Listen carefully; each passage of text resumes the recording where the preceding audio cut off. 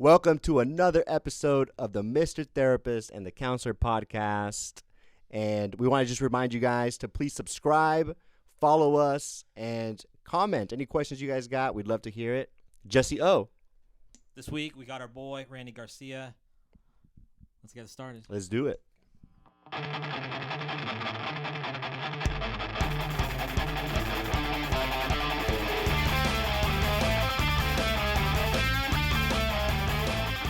All right, so we're here with a really good friend of ours, Randy Garcia, and I'm excited to do this podcast today. It's This our is first our guest. first ever guest here, so anxiety levels are high across the board. Yes. Randy, what is just tell us a little bit about yourself, just a little bit, just a little piece. What you gotta be more specific just about yourself, okay? Okay. Well, Randy, I initially met Randy in Yeah. the field. He was a counselor as I was as well. So a couple weeks ago, we went back and we went and got some food together. And we already started to talk, and we could just, I think that when we sit down, we're so familiar with each other. We're so comfortable with each other. I think Manny automatically shut us down. Was like, hold up, this is perfect. This is what we're going to talk about in the podcast. So We didn't want to waste the good content. you know? exactly. The good content. So I was talking about the first time that I met you, or at least heard about you. I was working with a client, which we'll call him Cheech. All right, his name was Cheech. That was Cheech and Chong. We're doing a Cheech and Chong reference No, right no, now. no. This guy's got his eyes covered. He's looking like Bernie from Weekend at I Bernie's. got my beanie. I'm gonna wash, dry off my car. So that was actually his nickname. But I remember working with this client, and he had said to me, he said, "You and Randy." He's like, "You guys are the guys here." He kept, and I would hear your name referenced from multiple people over this time. And in the competitive nature that I can be in my ego, I'm very protective of like my spot. In my mind, I'm like, who is this Randy character they keep talking about? Why is he so great? And at the program we worked at, we didn't really interact that much. And then we worked at a program after that. And I remember the CEO of the company was like, I'm bringing in Randy Garcia. And I was like, here's this Randy Garcia guy again.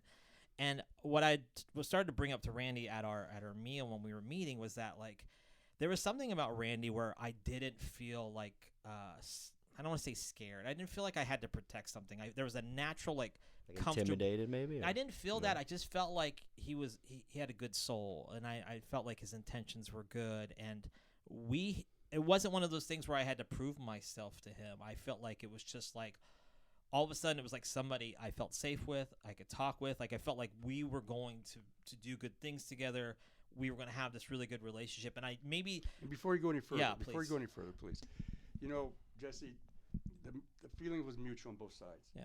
I came in. You had more experience than I had. Hey, I want to hear get close to the mic too. This is all new, so it's all. You good. had more experience than I had in the field. Manny was on his journey.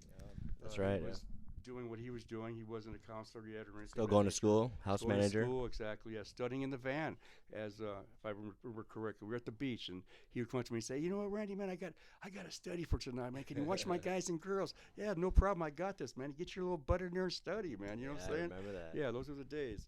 But so it was a combination of all three of us. It was a combination of that. There was no egos involved. There wasn't anything that was pushing on me to say, who is this guy? You know what I mean? I don't like this guy. No, you know what? We gelled. We became the best of friends. And it's been a number of years now. Yeah. It's been a number of years. Like I remember the first time that I met both of you, right? You guys were counselors at that treatment center we were talking about. But I think the time when I really got to know you, Randy, was at the second treatment center we were at. And we got to work together in the clinical department.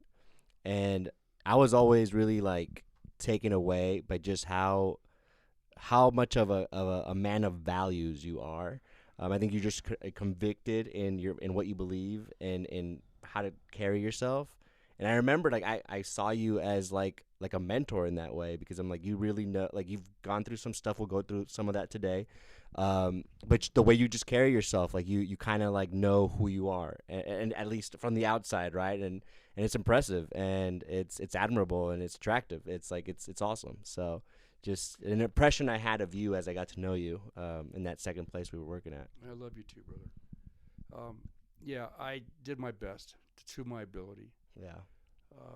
As we all know, I come from a checkered past, and as I develop myself into the recovery field and develop myself with recovery, my own recovery in my time, I learned that I needed to do certain things. Recovery from and substances, right? Yes, Yeah. and that most of it was integrity. Yeah. Walk the walk, dude. Yeah. Talk the talk. Yeah. That was something that I had to do, and I had to practice at it. One thing that I remember when you used to run groups, when we were colleagues in the field, one thing that you would talk about often to me, and I remember so much, was being teachable. And this morning, I was talking to my wife. She's a therapist, and I was like, hey, is there something you can't be taught? I said that to her. And her clinical brain to me, she says to me, well, personality disorder. And I was like, okay. And, she started to talk about different personality disorders. I was like, let's take a step back out of but do you feel that there's something you can't be taught? And I wanted to just ask you that question for a man that I feel has been teachable throughout your life. And maybe initially you weren't, but is there something you can't be taught? Putting that question to me, you cannot be taught. Oh man, I'm not sure about that. I just think, what's the desire? How serious are you? Do you want to be taught? I try to the best of my ability. I'm not perfect by no stretch of the imagination, but I try to the best of my ability to remain teachable. And early in my recovery, counselors would tell me, Randy, one thing you got on your side is you remain teachable. And I think it's a cornerstone, big cornerstone to any kind of recovery program or individual that's trying to change their ways, is to remain teachable. I had a problem with having a big ego. I don't need nobody. I don't need anybody to tell me how to do this. I don't have to ask nobody. If I want to stop using a substance, I'll quit when I choose to. That was not the case. I had to surround myself with people that were, for myself was faith-based recovery, and I had to surround myself with that. Yeah, that's awesome. You when you say being teachable being one of your greatest assets, it really is, because you got to play this role as a counselor, and one of the better known counselors in the treatment center we were working at, and everyone around you had way more of an education than you had, way more certifications than you had, but I think your teachability and embracing, I'm learning here as a counselor. I'm not perfect. I don't have it all put together, is really what probably helped you just move on up in the clinical realm, transfer from being operations, house manager, to running groups and helping people clinically overcome, the struggles that they were dealing with. That's impressive. Well, just the fact that, I could put myself in their shoes, which I can. I can't feel what they feel, but I can put myself in their shoes. And, I can relate to them. And I'm not here to be judged. That's another person's job, is to judge somebody. I just have to, share my story, share and be compassionate and share love. I've come to believe that love was what makes the world go round. That's what does it all. But there was a time, right? I could imagine that you weren't there, and you said over time, one thing that people would point out to you, Randy, is yeah, you are teachable. But there was a time in your life where you weren't there.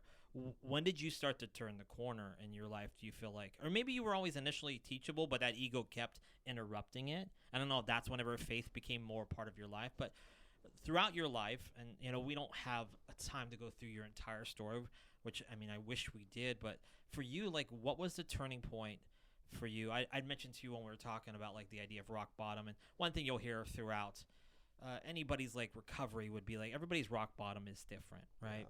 Yeah.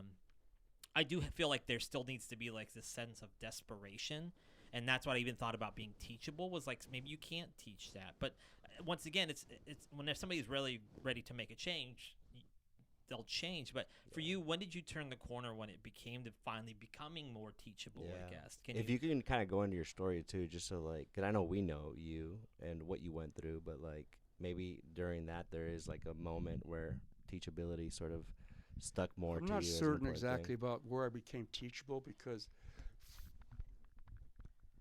I needed more help than the average individual did. I stayed in recovery for 4 years. I didn't stay in recovery for 90 days, 60 days, a year. I stayed in for 4 years. And that's where I became teachable. That's where I saw things and I started to find myself. Um, it wasn't the fact that, I had hit rock bottom. I did hit rock bottom unknowingly, but it got me to a place where I was in a surrounding of people, Christ-like people, that were willing to put up with my nonsense. And they did. I was asked to leave the program in those 4 years a number of times. They asked me, Randy, you know what? We can't put up with this behavior. That was the old Randy. But they saw something in me I did not see, and they gave me a second chance and a third chance and a fourth chance. Well, what did they see? Now looking back, what did they see? Well, the key was that they said you're teachable. The teachable thing. Yeah. Right? Yeah. Okay. Yeah. You remain teachable. You have an open heart and an open mind. I didn't have that prior to, not when I was on the streets doing what I was doing, or in those places, but prior to. Why do you think that changed though? Like you said at one point you weren't, and then at some point you did. Like, what do you think happened? Was it like? I know exactly what happened. Yeah. Because you were motivated by. I'm thinking, I'll tell you. Yeah. So I'm on a dark street in Santa Ana, and I'm waiting to do something that's not legal. I'm waiting to pick up. I'm waiting for the connection to bring me a little something. And I look in my rear mirror. I'm sitting in a car on the side of the road on 9th Street in Santa Ana, and I'm looking in my rear mirror and I see a Santa Ana PD. So I said, man. So I look in front of me and I see another Santa Ana PD. And I said, oh, shucks, I got to get out of here. So I drive out and they follow me, of course, and I hang a left turn and blah, blah, blah, blah, so on and so forth. Anyway, so there was a couple officers and a senior officer. So they, I pulled over from experience, pull over in a place where, your car's not illegal and you can ask them to leave your vehicle there. You get somebody to pick it up. So bottom line is the senior officer, after they said, you got a PAL warrant, you're going back. So the senior officer says, I said, can I leave my car here? He says, yes, you can. So he takes me down to the Santa Ana substation, and he gets out of his car and he says, Garcia, man, you're getting way too old for this game, dude. You ever think about maybe, check out the Bible? I said, the Bible, dude? Come on, dude. I don't mess with the Bible. So he says, well, I just, it's just a thought, So took me upstairs and he handcuffed me to a chair. And the jailer came in and he says, you know what? They just had a riot in Chino. They're not accepting no prisoners. So we have to release Mr. Garcia. I say to myself, what the heck going on here? Once I've had bracelets slapped on me, I've never been released. I'm going to see a prison board. I'm going to see a Superior Court judge. I'm going to see somebody. I never have been released. And here I am, 58 years old. I'm getting released. He says, you know what? The officer tells me, you know what? It's your lucky day, dude. I'm going to take you back to your condo. He's going to take me back to my car because I was living in my car, and he called it my condo.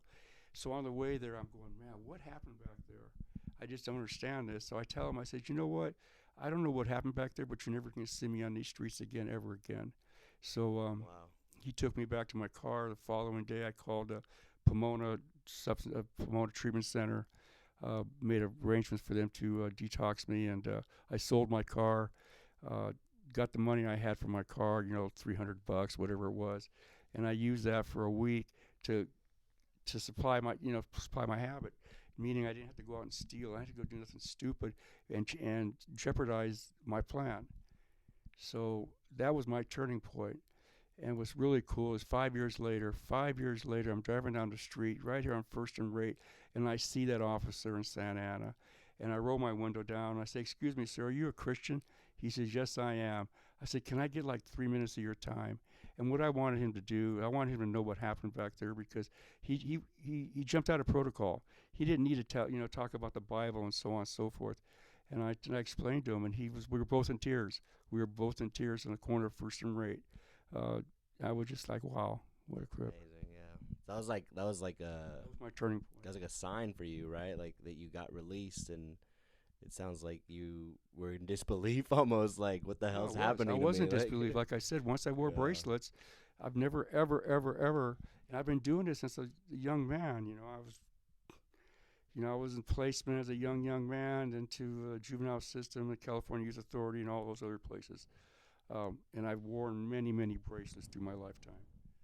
And that was the first time that I've ever been released. Wow. So that was, to me, that was something. Those moments right there, did that inspire you like throughout your life? Then after those, that turning point for you, did you find yourself then like saying, hey, I want to help more people. I want to be given what I was given. Did that inspire you to get like into the field and to like, is that why you did it? Is that why you started to want to help people because of your past experience? Not immediately, not Okay. not even close to it being immediately. Maybe 2 years, 3 years later, I was still in treatment, and the director of the program says, you ever thought about being a counselor? And I said, a counselor? He says, yeah, I think you'd be good at that. You have a lot to give back. And that's when I started thinking about it, processing it. And once again, it's the same people. They said, you know what? Why don't you check about a college class over here in San Diego and Palomar and see what they have to offer? And it's amazing. This couple, the directors, they actually took me to the class. It was twice a week. They took me to the class from Warner Springs, which is an hour and a half drive, all the way to Palomar. And they went out and had dinner while I was in class, and they brought me back. And they did that for a whole semester. A whole semester they did that. And that's what started my little education and my journey towards becoming a counselor. That's amazing. Yeah. And people always ask me, why are you doing this? You know what, dude? You don't know what people have done for me. You have no clue what people have done for me. This is nothing. It reminds me of like the concept of a rock bottom, right? And like how we've all worked in treatment, and so a lot of times we get to see people at like their lowest or right before they've had like one of the lowest moments in their lives that led them to come into treatment. And it's such a difficult moment for people's lives, but it sounds like it's so important to have something like that happen that will kind of just spark something inside of your mind that like says, hey, something needs to change. Like you can't continue going forward like this. And I don't know, it seems like that was like just an important, meaningful moment for you. As much I'm sure it sucked, like living in that in those days in that time, but it was just like a spark, like a switch. It just takes one match to start a fire sometimes. Yeah. So I think that Very well said, Jesse. One thanks, match man. to start that fire. Yeah. It's and I can't put a button to it. I'm not going to say that was that divine moment. You know what I mean? I'm not going to Right. say that. It was a combination of a lot of people coming into my life. That was the key right there. A tribe of people coming into my life where I was able to just drop myself, become me, find out who I was and who I am. That was the hardest part. I had big time anger issues. That was the biggest thing. Well, they wanted to kick me out of the program because I had such big anger issues. I wanted to fight everybody. Here's this old 58-year-old man wanting to fight people. Come on, dude. Give me a Wanting to break, scrap, man. right? Give me Yeah. a break. I was actually going to go into that next. Is like I feel, early on in your life, I'm sure there was a lot of anger and a lot of resentment. But being the man you are today, being able to work through resentments, like how did you get through it? How did you find yourself when you're given a resentment present day? Like what do you do with that? How do you deal with resentments based on who you were then and who you are now? Well, resentment for me today is I can't resent. I can't. You can't resent? I Shit, I no, could wait, resent wait. right now if I wanted to. I mean, I can't. That's being judgmental for me. You know what I mean? And that's not my job. It's just not my job. Do you think that's because if I'm resentful, like I'm not going to blame my mother or my father because they didn't know how to raise nobody. I'm not going to blame the girl next door because she didn't love me like she wanted me to. I want her to love me. That's no. For me, that doesn't work. So when you say that, because I admire you saying that, do you, and you might not even have thought about it this deeply, but do you not feel those feelings towards someone where you're just like pissed off at them? Or is resentment something you just kind of like, you do feel that, but you just have to nip that in the butt before it turns into resentment? or are you like, do you feel like you practice that so well that you just are really good at like just moving on to the next thing, or not holding on to something? I don't even know if you're aware of how your process So does that, what but my little mantra is, and it's an AA and a cliche, and I use this on a day-to-day basis. I do not allow no one thing, one person, place, or thing to rob me of my peace. Nobody, no place, and no person is going to rob me of my peace. I'm not going to allow you to do that. My son and I, he's 44 right now. We went to a ball game, I don't know, 2 months ago, Dodger game, Cubs game. He's a Cubs fan, and he had some issues. He was in recovery right here in Newport Beach. And he says, Dad, you know what? They're not going to let me. He's this weightlifter guy, and he's a baseball guy, sports guy, blah, blah, blah, blah. He says, Dad, they don't let me have this substance so I can work out. I said, well, have them send it to my house. I'll bring it to you. Well, it was doggone steroids, dude. And oh, my goodness, you talk about pushing some buttons. Was I angry? No, I wasn't angry. Was I disappointed? I was disappointed in the fact that he would not tell me what was coming to my house. This was an illegal anabolic steroid that was coming to my house, and I told him, I'm sorry, dude, I can't. You know what? I just can't. I just can't do it. I'm not gonna. I just can't. Because if I had got involved with that, then I'm allowing him to take. I'm allowing him to mess with my feelings, my emotions, and I wasn't gonna allow that to happen. So, like you said, I nipped it in the butt right then and there. And just last week we started talking again. So yeah. I love that. The cool thing about like just even the way you phrased that situation is, I feel like you are, as people, like I really believe that we're always in control of something, right? Even in situations where we feel like we're victims of something's happening to us, but I feel like we can always find some. There's this really good book by a guy named Viktor Frankl who says like you can take anything away from a man except for their will to make meaning out of any situation. And I feel like what you're talking about is the art of like making meaning of like, I'm not gonna let, like, just the way you phrase that, I'm not gonna let this rob me of my peace. Like how, like, that shows that you have power over that situation. He sent that over to you. You couldn't do anything about that. But the way you looked at that, the way you, I don't know, like thought about that or set it up in your mind, right? You still have power to set a boundary or to respond in the way that you want to respond. And I responded with professionalism. I responded not out of anger. I responded with, you know what, dude, we can't act like this. Yeah. We cannot interact like this. This is not healthy for either one of us. That's awesome, man. I want to say too, like, I want to bring up the idea of just like the courage with that, because when you're talking about people coming into your life, like the people that were helping you out, probably at that time in your life too, there were a lot of people that had left your life, and I always think about like how you were able to reconnect with your kids, like you were able to like that, because that relationship was gone for a long time. So to even present day with your son to say, hey, I have to set this boundary, I could easily see somebody in like my place going, no, I don't want to ever lose that again. Yeah. So True. I just was like, the fact that you were able to, we talk about family and sometimes loving from a distance. That's probably the hardest thing to do sometimes, is to set a boundary with somebody who's not doing well. Yeah. I see my daughter when she gets here, comes upstairs. I don't think I would ever do anything to ever harm her. I would co-sign all of her bullshit. Like I would do whatever it takes to make sure that relationship stays that way. But as they get older and things of course change, they develop personalities, but I just really like, that's so courageous to be able to have that conversation with your son. I thought it was healthy. Yeah. Who am I? I'd be enabling him. Yeah. I'd be, as a father, I would not be playing the father role. I'd be playing his homeboy role or whatever, and that's not the role I am. I am his father. I feel like it's such a good, like, that what Jesse what you just covered is such a good description of what being teachable is all about, because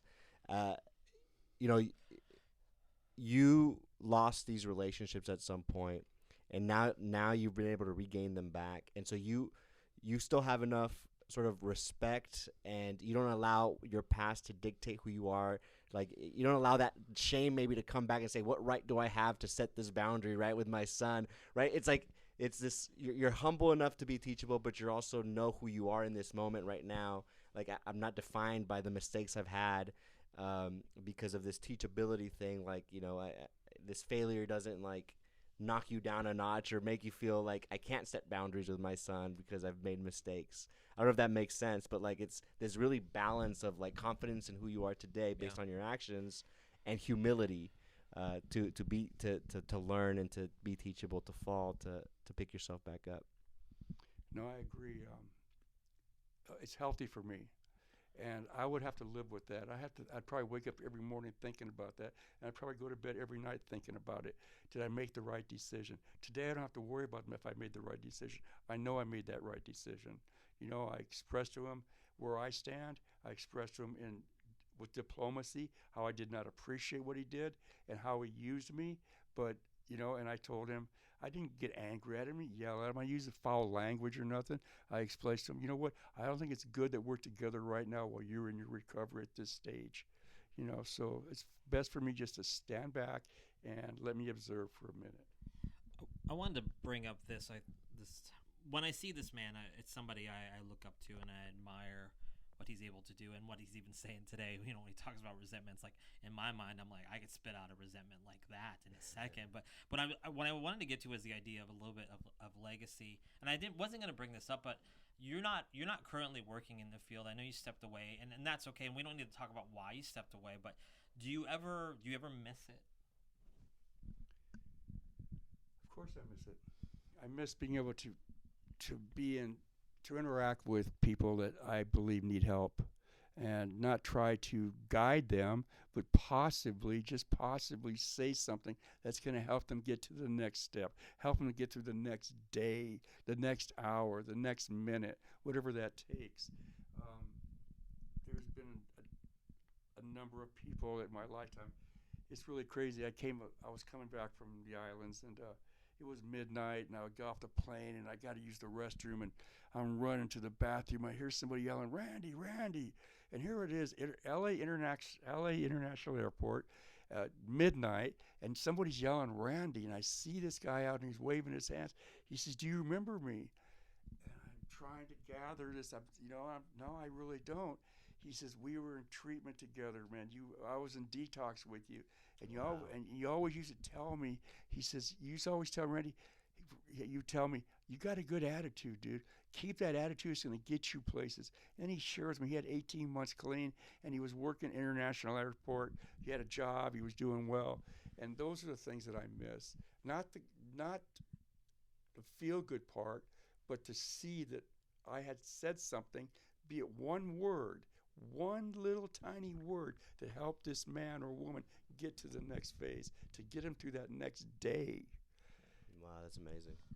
I think that speaks levels for legacy, and I think that's really. I kind of just want to end on that point right there. So. Yeah, I think there's so much more we can kind of go with this, but we'll have to have you back on the show at some point, maybe. But yeah, man, thank you so much for coming in. I really appreciate it. I feel like a lot of people can learn. What? Yeah, you got to go, man. I got to go? Yeah. It's the first time I've been kicked out. Thanks, I love you both, man. Thank you, love brother. you too, brother.